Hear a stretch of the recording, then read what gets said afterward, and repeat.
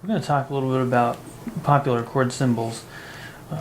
One of the main things we want to do in Unit 6 is get to popular song and its form, but we also want to know about the chords that are used in it, and there are a couple new things that we're going to need to get into, and that's extensions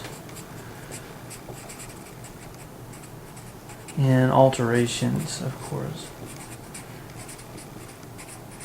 That's new stuff, but as a basic foundation for getting into that, let's talk about some of the basic symbols that we use for things before you get into that. So we'll deal with triads and with seventh chords as well.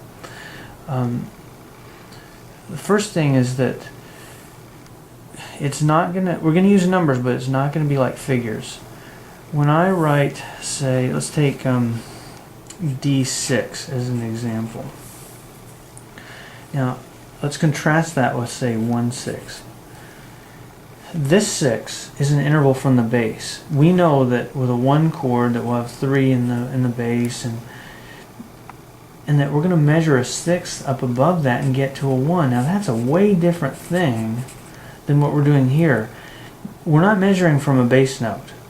We're measuring from the root every time. So whatever number follows, that is an interval from a root, not from a bass note. So this is a figure, and those we know are intervals from the bass. But this is an interval from the root. Now, if I were to write this, then I would have a D major. A major is assumed if you don't write anything else. You know it's a D major, so I need D, F sharp, A. And what this says is I need to add something to it. We're going to add a 6th in there, and a 6th from D is a B. You assume a major 6th. If you want it lower, you would have to do something else. You'd have to say so. So if there's nothing written by it, you know it's a major 6th. If there's a 9th there, we're going to say, okay, that's a major 9th. Now, if I want to show that there's an inversion going on, so if I want D in first inversion, I don't use a figure to do that. That would really be confusing, because then I wouldn't know if it's this kind of 6 or a figure 6. So what you do there is you write slash and do that, F sharp. Okay, so now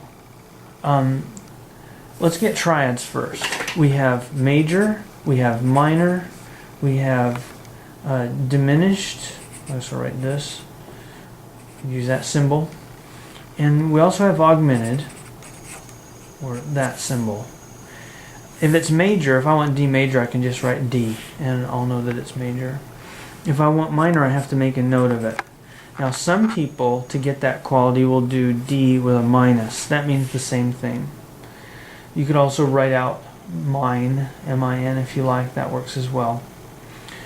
For diminished, you could say that you want a minor chord and then alter it, but I'm going to start with this one and just have that symbol there. D dim. The other option that I was just thinking of is that if you were to do this and then show that you're going to alter it, you would say, I want to lower the 5th in it. So you could go this direction with it.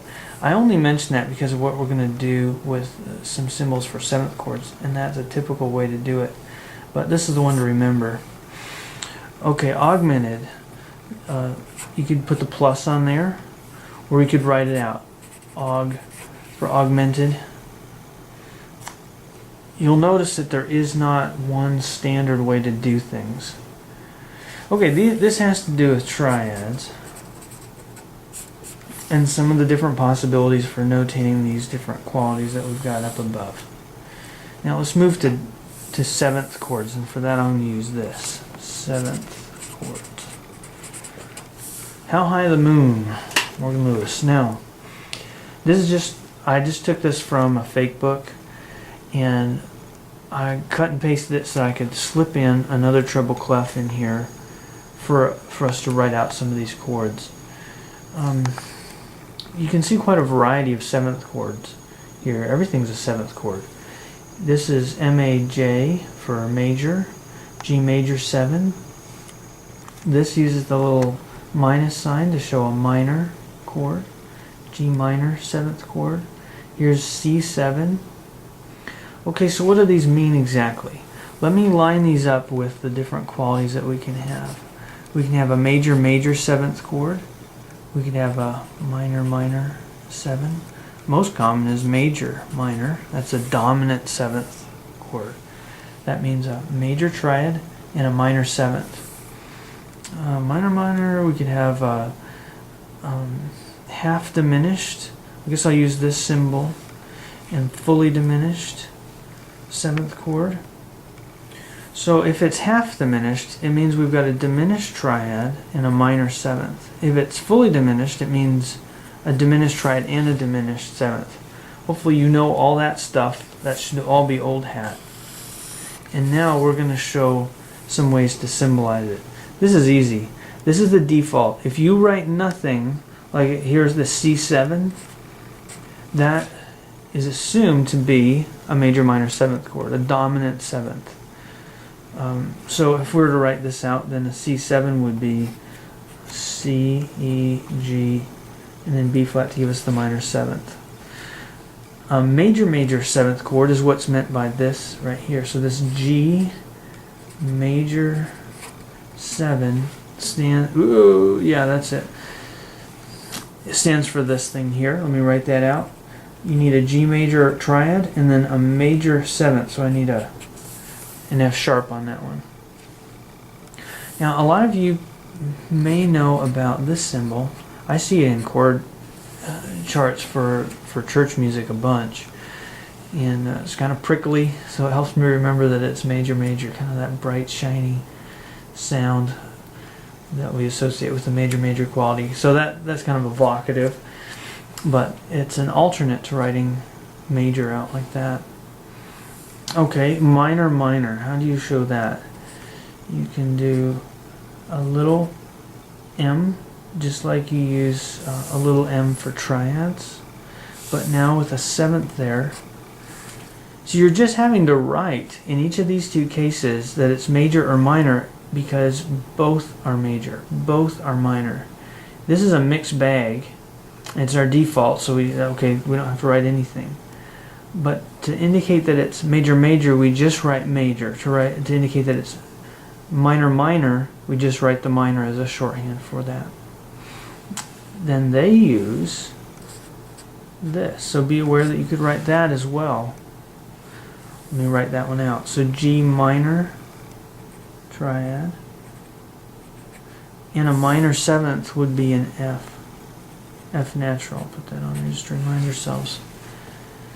That is a G minor 7th chord.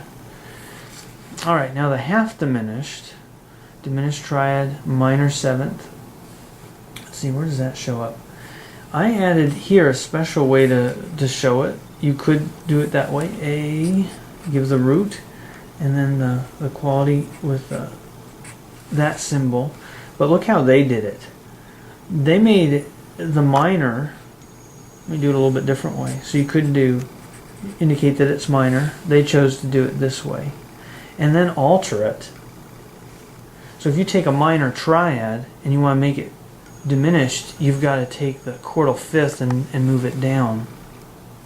Let me write that out. So here's a minor triad, A, C, E, and they say flat the 5th.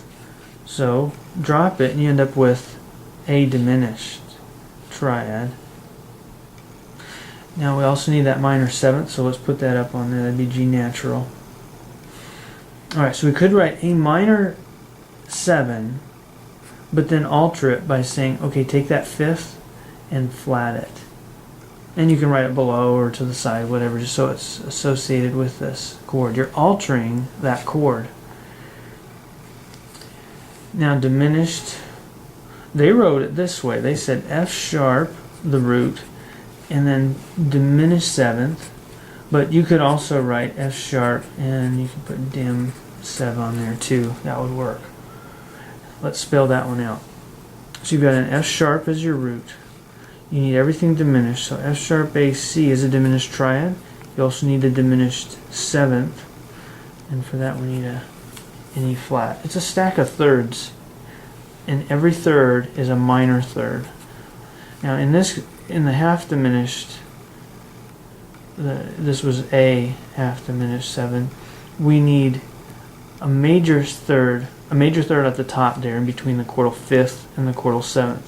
These are minor thirds, A to C, C to E flat, but then E flat to G, a major third up on top.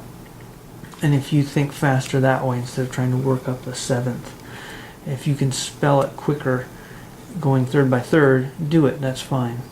Okay, so we've done triads, how to symbolize them, a couple different ways where there's some possibilities, and we've done 7th chords, a couple possibilities where there are some variant possibilities.